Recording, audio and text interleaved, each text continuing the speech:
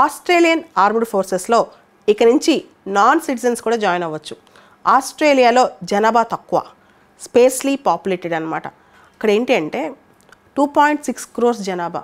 Australian armed ఫోర్సెస్లో 90,000 మంది troops ఉన్నారు.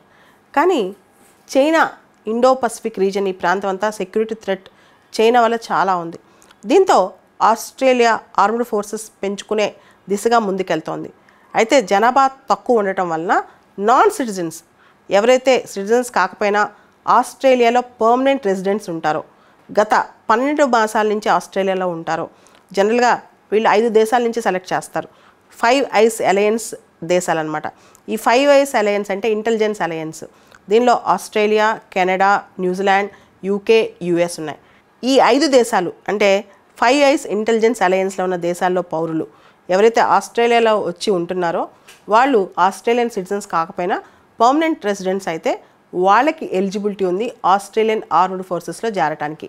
ఈ దిశగా ఈ జూలై నుంచి స్టార్ట్ చేస్తున్నారనమాట రిక్రూట్మెంట్, కొత్త రిక్రూట్మెంట్ అనమాట. ఇంతవరకు కూడా ఆస్ట్రేలియా మిలిటరీ రిక్రూట్మెంట్ పెంచే ప్రయత్నాలు అంతగా సఫలీకృతం కాలేదు. దానికి కారణం ఆస్ట్రేలియాలో జనాభా తక్కువ ఉండటం, అక్కడ ఉన్న జనాభాలో ఆర్మ్డ్ ఫోర్సెస్లోకి జాయిన్ అవడానికి అంతగా ముందుకు రాకపోవడం. దీంతో ఈ ప్రయత్నాలు చేస్తున్నారు.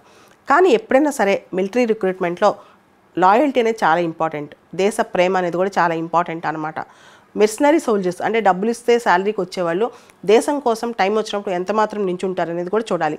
ఇంతకుముందు కూడా పొలిటికల్ థింకర్స్ మ్యాకియావెల్లీ లాంటి వాళ్ళు ఒక మాట చెప్పారు, king should never depend on మెర్సనరీ soldiers అని.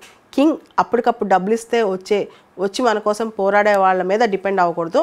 పర్మనెంట్ ఆర్మీలో ఎప్పుడైనా దేశ ప్రేమ అనేది చాలా ఇంపార్టెంట్ అని చెప్తారు మ్యాకియావెల్లీ కూడా. సో అది చాలా ఇంపార్టెంట్. దీంతోపాటు ఆస్ట్రేలియా ఈ మధ్య చాలా అంటే మలబార్ జాయింట్ ఎక్సర్సైజెస్ కావచ్చు, క్వాడ్లో కూడా ఉందన్నమాట. చైనా థ్రెట్ అనేది ఈ ప్రాంతంలో బాగా పెరుగుతున్న కారణంగా ఇప్పుడు ఆస్ట్రేలియా కూడా ఆర్మ్డ్ ఫోర్సెస్ని పెంచుకోవడానికి ట్రై చేస్తుంది. దీంతోపాటు మనకు తెలుసు ఆకస్, ఆస్ట్రేలియా, యూకే, యుఎస్, ఈ ఆకస్ అలయన్స్లో కూడా ఆస్ట్రేలియా జాయిన్ అయింది.